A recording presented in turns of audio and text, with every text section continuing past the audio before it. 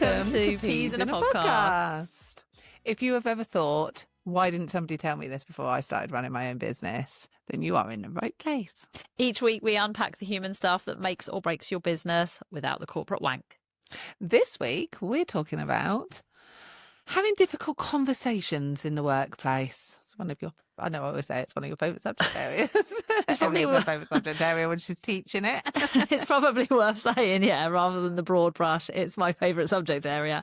It's my favourite area to teach, Yes. based on many years of painful avoidance of my own. And it's an area where it's really nice to train this together, as we have done this morning, because you are much more comfortable in this space, probably based on your compliance role within the business. I'm inherently very uncomfortable with this, primarily based on the fact that I do culture and coaching, and my job is about putting people back together normally. Yeah. And so the idea of heading into a difficult conversation is uncomfortable. But actually, I feel like channeling all of that real ick into teaching it is probably the best use of the pain. Yeah, absolutely. So Yeah, therapy. I totally agree. You're great at teaching this subject area, even though you are inherently really uncomfortable with having to perform it as a function. Yeah. So when we're talking about difficult conversations, right, we're talking about why managers avoid them. Yeah. And we're also talking about when they don't avoid them and they actually have them, what quite often goes wrong. Yes. And I think they're the kind of the two key areas that is the area of our focus of one of our modules of our Boss Mode Bootcamp, Yeah. isn't it? Yeah.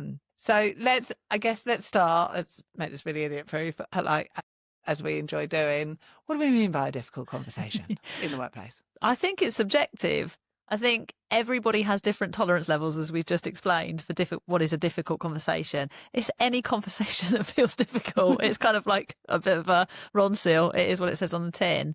Most managers that we speak to describe a feeling of ick. It's an ick. It's a feeling I've either been putting off, or I am going to put off, or I want to put off, and no, I shouldn't.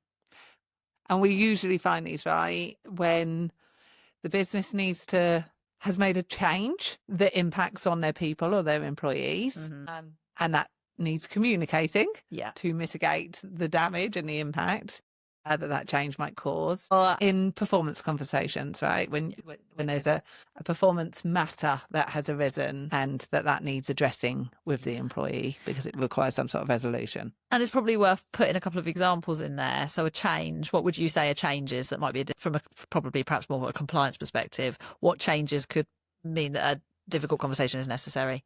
Most recently, one's come up about a change to holiday rules, for example. Yeah. So one of our clients had to put in place a restriction on their staff, particular staff in their accounting team, being able to book holiday in January, because that is quite often the busiest time for accountants. At April, notwithstanding April as well. So it's about when you are having to put in place an operational rule, usually. Something like that, and you know it's going to have some sort of adverse impact on the employees that it affects. Yeah. No, absolutely. I guess you would put redundancies and dismissals and potentially any news that could result in me losing my job as well in that same bucket, or any damage or loss of funding, or yes, yeah. anything that's outside of the employee's control I would put into that. Anything that is within the employee's control I would put down as a performance conversation. That's really interesting to differentiator. Yeah, I think for me, my examples would always be performance conversations where things aren't going to plan. And at my level, it's that course correction. It's the first conversation perhaps of its type where everything's been going quite well, maybe at the start of someone's journey, and you need to tell somebody that things aren't going quite as well as maybe they perceive them to be, or that you've got concerns of some sort with either what they're doing or the way they're doing it, or the way they're behaving whilst they're doing it. Okay, all right. So let's move into why quite often these conversations get avoided.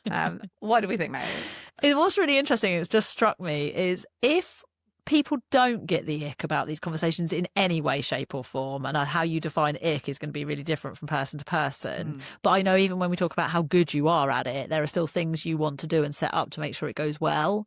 And I think if you ever lost that, you probably shouldn't be having the difficult conversation at all, because you've stopped thinking it's difficult and you've stopped caring about how it impacts the person that's on the receiving end. So I think the want to avoid comes from the pleasure pain response. There's nothing pleasurable about any of those scenarios we've just covered. It's not nice to tell someone they're not doing as great a job as they think they are. It's not nice to tell them that their holiday might be threatened. It's not nice to tell somebody that they maybe have continuously interrupted somebody and it's getting tiresome within the office. These are things that feel potentially quite personal. Often we'll find that the greatest avoidance comes with the most discomfort, which comes around things that feel like a personal critique. And actually behaviour tends to fall into that for the reasons we often talk around, is that you haven't isolated the behaviour from the person. And if you haven't done that piece, that feels like something you massively want to avoid. People avoid them because they like the person as well. So they've gone, I really like this person. I don't want that. They perform really well in all the other aspects. I really don't want to hurt them. I don't want to say anything that's going to make them uncomfortable or upset. Or even don't want to upset the apple cart. They might not know how they feel about them is one thing, but if they're performing really, really well, and this is just the one thing that they do poorly, no, they're always 5 minutes late, despite the fact that they're amazing performers. They're really valuable to the business from a productivity perspective. They make you a lot of money, whatever it might be. But there is one or two toxic traits usually that you know their colleagues are picking up on, that's causing resentment, that is impacting morale, but you don't want to upset the apple cart because they are performing for your business. So you keep it in kind of the tolerable bucket, and at that point, to tolerate or to work around it than it is to have the conversation that you don't want to have for all the reasons you don't want to have it. I think we all have battle scars from conversations that people haven't held well with us in the past. So past managers, past positions of power, where you've been, I don't know, either sat down and dealt a massive blow, or something's felt like a group bollocking. We've talked about that before, haven't we? Or it just feels, it's just been dealt with really badly, and that leaves scars. Or in fact, in my case, you've done it badly and you've either left it too long, it's become bigger than it needed to be, you've overfluffed it, whatever you might have done, and you've then seen the consequences of getting it wrong, and each one of those teaches you a lesson, but those lessons are really horrible and uncomfortable, and they leave you slightly battle scarred. So then when those conversations come up, or the need to have them comes up, you work up to it. And I think we also have people pleasers. Most people that work in businesses want to like the people they get on with. They work quite closely with them. They probably spend more time with them than they do their friends and family. So they have to have a relationship after the conversation. And we've always worked on the basis that you rupture and then you repair. And the relationship's usually stronger and better as a result. But it's so hard to see to that point when you're staring down the face of a difficult conversation. It's trust in the process, right? Yeah. And I think there's also that element of when you are having to tackle a difficult issue with an employee, usually around their performance. If it's about the job they're doing and they're not hitting targets or goals or objectives, that's quite often black and white. And we find that managers often find that simpler to deal with because the evidence is there. It's black and white evidence. It's easy to point to. Whereas when you're dealing with the way somebody is behaving or presenting themselves in the workplace, that's inherently more confrontational and nuanced. Managers, we find, tie themselves up, right, in how to address that behaviour, how to call it out, how to define it, without going into you've got a bad attitude, or you're not committed, or you're not engaged with your work, or you're acting in a rude way or disrespectfully. They are the opinions that we create as a result of the observed behaviour. And the problem is that's where the human brain defaults to, right? The opinion of the actual of what we've actually witnessed. And that's quite often where managers get it wrong when they do deal with it, right? Because they move straight to the opinion that they formed of the actual behaviour or conduct in the first place, as opposed to tackling it at the actual observed conduct stage, and then asking or opening the conversation up with the employee to around why that is happening and how that comes across. And there's a couple of things that are really important in what you just said. The first was shortcut. Yeah. We're supposed to shortcut. We're supposed to shortcut. Our brains have to shortcut information, because if it didn't, our heads would explode. So we have to use all of our biases and all of our information that the brain is bringing in, and we have to filter it. And we need to arrive at conclusions quite quickly to survive. Like anything, when we're talking about recruitment, we talk about bias. It doesn't disappear just because someone's walked in the door and got their feet under the table. In fact, what we've done in that situation is we've made an assumption. You aren't here on time, therefore you're not committed. You don't seem to have the same output as your colleagues, therefore you are lazy. I mean, those are extreme examples, but there's a massive shortcut that exists between those two things. And most managers, most people don't even realise they've made it. That's why they call it unconscious bias, because it happens without us knowing. So we know that is probably the main reason that people find these so uncomfortable and get them wrong, and it feels personal because they haven't challenged their own thinking around their opinion in that situation and stopped and caught themselves and gone, do I know that for sure? Do I know that because they're not here on time, they're not committed?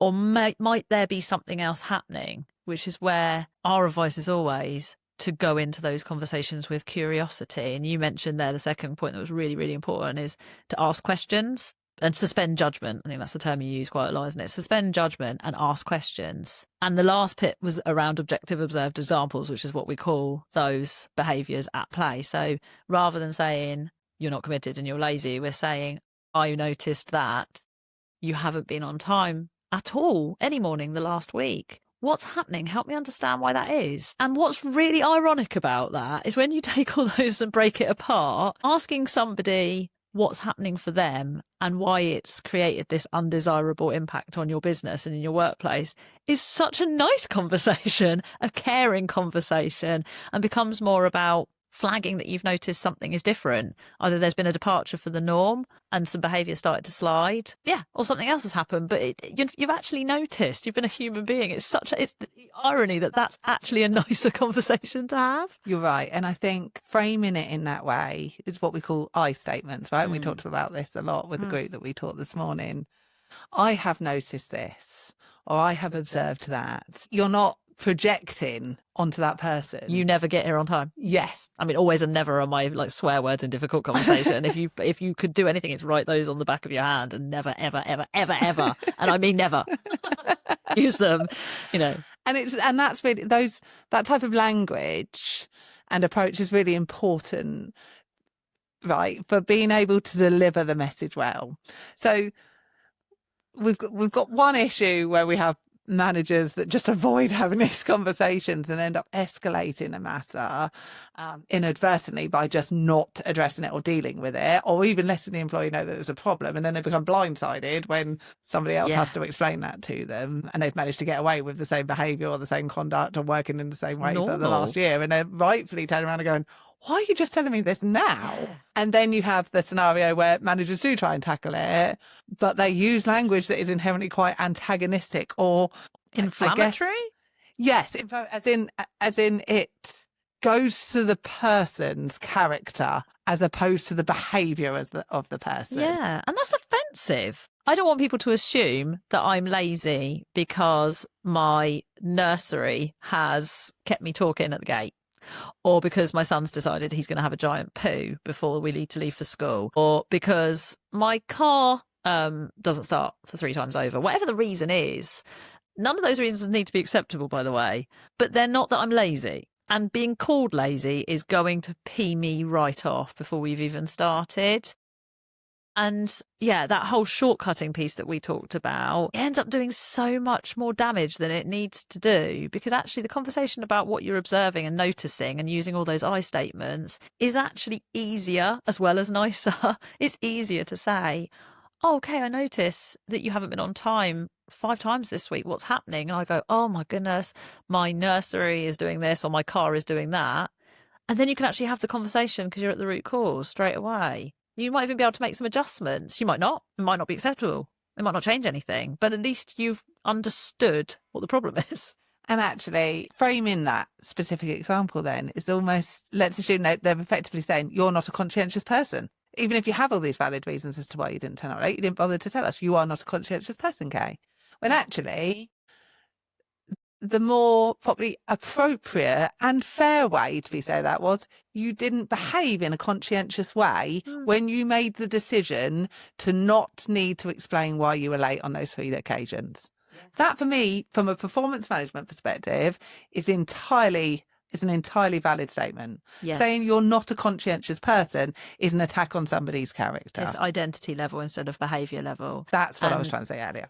It's intent, and they are, but the way people behave is not who they are. So, sometimes it might be, if it lines up, then you've got a different state problem. You've got absolutely. A toxic what's it in your business, and you just probably want to get rid of them at some point, but don't do that without Becky. So yeah, but normally, I mean, in any situation, the behaviour isn't the person. Whether the behaviour lines up with the character underneath, that's the thing you want to be checking for. But they are completely 2 different levels of a human being. They're in the onion that we talk about all the time. They are two totally different layers. How you behave is an expression of your character, and you get to change your behavior. Changing your personality is a little bit more difficult. It's fixed by about the age of 7. So you can change your actions, you can change your values, you can change your behavior, and you can do that through either self-discovery or feedback from other people. And this is one of the other things that when I'm reframing a difficult conversation, and I've done this myself many times, is you are depriving somebody of the opportunity to grow when you do not have these conversations. Because I might have never been told that I need to call when I'm late. I might have just thought, wow, it's a really flexible workplace. I can just rock up when I want. You've never told me, and that's that blindsiding piece, right? That we see these managers stew, and they've walked in 5 minutes late, and that's really annoying me. We don't know what's going on, but we're making all these assumptions and judgments and shortcuts. And then when I do have the conversation, I can't help but expose my resentment. And that's when that blindsided thing happens. But actually, I may, as the person receiving that information, have gone, oh, right, great. Okay, yeah, no, it's absolutely no issue. You're absolutely right. No one's ever pulled me up on that before. I will check myself and make sure I phone you. And you then get to say, okay, but we still need to get to the point where you're here on time if that is actually what you're asking for. Yeah. But you are depriving somebody of not being able to grow if you do not help them understand the areas that they are assuming are fine. And that's the thing, isn't it? It's that assumption of the fact that quite often managers and business leaders expect their employees to know what's important. Mind read. In terms of how they behave or what the boundaries are or what the rules are without expressly telling them. And I see this as a bone of contention and frustration for managers quite a lot. Like, they should know that they need to be on time. Yeah. Yes, fair. But actually have that conversation. Yeah. Say, am I not able to assume that you understand that it's okay that you need to be on time every morning? And if the employee turns around and goes, well, yeah, but in practice, people are walking through the door between 9 and 9:15, and I've been here for 1.5 years and that has never changed, and you don't seem to have a problem with it because we've never been told any differently that it's an issue or that it's important to you that we all arrive by 9, even though that's what our contracts say. That's still potentially valid. Yeah. The custom and practice element of it, what's actually happening, what messaging is the manager or the business leader actually given in absence of any explicit messaging to the contrary, that all comes into play. Employees are not mind readers. If they are behaving or presenting themselves in such a way that is harmful or is causing a frustration to the employer or to the manager and is a problem, the manager has an obligation to be really clear and directive about that. That helps an employee understand what's expected of them. Yeah. Then if they then fail to take those points on board, then you've got an actual behavioural issue, right? Yeah, that's it. It's giving them the chance to do the right thing before you assume they're going to do the wrong thing. And that comes back to what you were saying before around another thing I see where managers get wrong is that inability to separate intention from outcome. Yeah. Which we talk about all the time, right? So something happens and somebody is harmed as a result of it, or something goes wrong as a result of it. The employee or the person that was behind it gets the blame. Whereas the person that's blaming, are they able to take a step back and go, did that person intend to cause that harm? Yeah. Did that person intend for that to go wrong? Yeah. Because if they did, you've got quite a serious issue to deal with. If they didn't, then talking to them or reprimanding them or sanctioning them or whatever the consequences are of that in such a way as though they did intend it is really disproportionate and inappropriate. Yeah. Yeah. In the circumstances. But managers quite often don't assess those circumstances in the first place. Yeah, that's the biggest thing, isn't it? And I'm just thinking of my personal favourite, print out a really passive-aggressive note and leave it on their desk for them to arrive in the morning. Do you remember that one? Oh, chestnut, that's lovely. We're like, yeah, we wouldn't want to work here either. That was my personal favourite. How to avoid a difficult conversation 101. Put up a sign or a note on the desk. Address 30 people with the same message when only one's having an answer. We see that all the time, right? Collective messaging. Collective bollocking. To avoid actually having to direct the message to the person that's causing the problem. I mean, we'll do anything.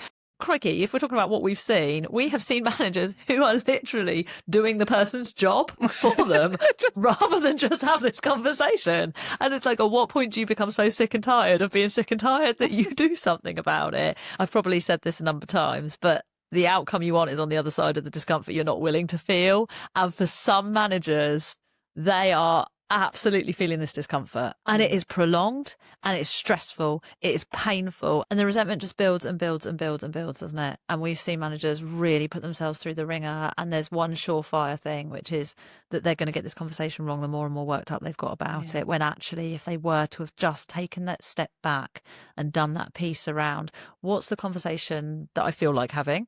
And if you need to just get that out on a piece of paper and throw it away, you know, all of the character assassination in the world, if it makes you feel better. Or phone your HR team. Or phone and have it with your them. HR team, because that's exactly what we're used to doing, and actually going, okay, let's take a step back. What are we actually cross about here? Think about, have I told them what is expected? Have I separated the intention from the outcome here?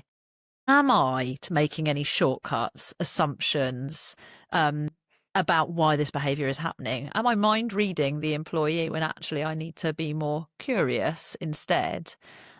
And have I flagged this up at all at any point to let them know that this is a problem in a calm and considered way, to work together? Because if it's being flagged early enough, you should still be in a space where you can work together. We're not talking about serious concerns meetings here. We're talking about day-to-day performance optimization and performance management practice, conversations with people that work with you and for you that are entirely appropriate, that you're well within your rights to have, about things that need to be course corrected. And those conversations feel difficult because we've wrapped a load of other stories around them and we've made a load of assumptions and shortcuts. But actually, if you strip it all the way back to what's the thing that's happening that you'd like to stop happening, and then giving the person the chance to respond in the right way, it's not quite as difficult after all.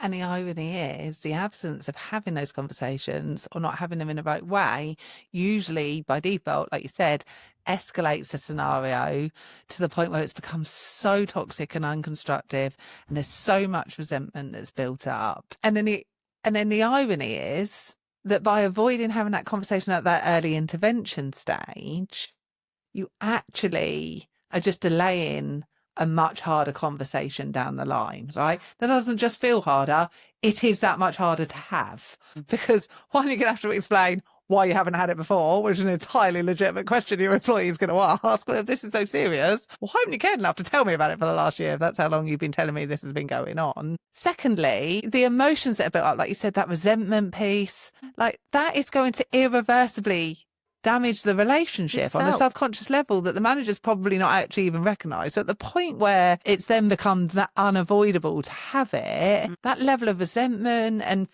bad feeling towards the employee, that is then going to replicate back from the employee when they're like, hold on a second, you mean to say this has been such a serious problem and you've never told me? Yeah. That is ultimately going to irreversibly damage that professional relationship between manager and employee. And we quite often see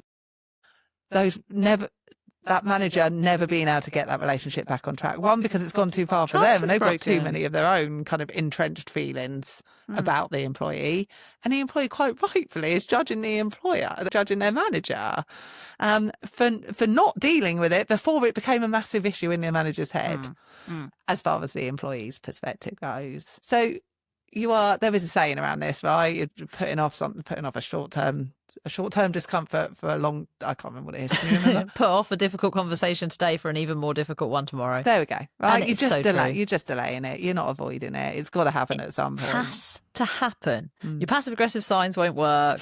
Your team bollockings probably won't work. If I just give them the cold shoulder a bit and ignore them, it definitely won't work. The trust will be broken. It's poor leadership. There's a reason this module comes up over and over again as people's favourite, mine to train, people's to do, because it is such a common thing. There's no shame in admitting you don't like having difficult conversations. It doesn't make you a bad manager. Not having them, even though you feel that way, makes you a bad manager. And this comes back to, for me, the reduction of the unfair dismissal qualifying period, which I know I like to relate everything back to the new ERA changes coming back in. But managers have ultimately had 2 years to be able to get to the point where they go, yeah, I've avoided that conversation and now I just want them to go. And the law pretty much allows them that flexibility of that decision making. From January next year, they've got a 6-month period to assess that employee's fit and behaviour and competency within their role. They've got to start having these conversations earlier. to be able to safely come to the right conclusion around whether that person is in the right role moving forwards or not post that 6 month mark. This skill set has never been more important to get right. Exactly that. And what's really interesting is in the whole kind of should you do it? Yes, for all the reasons you've just said. But on a moral ground, we ask the question in our training, if you were doing a bad job somewhere you wanted to be, let's work on the premise that you wanted the job you're in, but if you were doing a bad job, would you want to know about it? Not a single person doesn't raise their hand. Everybody wants to be afforded the chance to get it right. And if they don't raise their hands, then you've got a much bigger problem, right? They're not able maybe to self-reflect in quite the way you'd want them to be able to. But even people who are like, it stings and it hurts, but yeah, what's the alternative? I'd rather know and have a slightly tricky or uncomfortable conversation that we're able to put right at the end, and we've got some, action against it, and we can talk about feedback in a whole other conversation. But I am able to make the course correction that we're talking about, or deal with the news and get to the point where I'm okay with it if it's a Breaking Bad news scenario. And I'd rather you were just straight with me. People, like we know, they respond to authenticity. Relationships at work are built on trust, just like any other relationship. You are in a position when you take people on in your own business, or when you accept that manager job title, of being responsible for other people's performance and their employment. If you cannot have difficult conversations, you're done for. Doesn't mean you have to like it. And I'm here to say that I do not like them, and there's nothing wrong with it, but you have to be able to have them. You have to learn the skills to do it and develop the resilience to do it, and ideally do it well. And because we know when you do, that the meaningfulness of those professional relationships makes work feel that much easier, right? Yeah. And being a manager a line manager is a thankless job most of the time. Yeah. So you have to get your kicks from where you can, right? Your good bits from where you can. And actually the feeling of respect, of mutual respect, is one of those key ingredients to work feeling like it's a nice place to be when you're a line manager and responsible for a team day to day. So our overarching message feels like, don't put it off. No, don't put it off. Closely followed by, stay curious. And make sure it's observed behaviour or evidence-based. Yeah, not Again, personal. Not remove. Make sure that you are dealing with the observed behaviour of the evidence that you have picked up on that tells you that something is not quite right. Don't make assumptions around what that means about the characteristics of an employee. Yeah, fabulous. Okay, so that's it for this week. Don't forget to subscribe so you never miss an episode. Share this podcast with your network and follow us on our socials at PieUp Consulting. So join us next time. And until then, remember, people problems don't fix themselves. And healthy cultures never happen by accident. See you next Tuesday.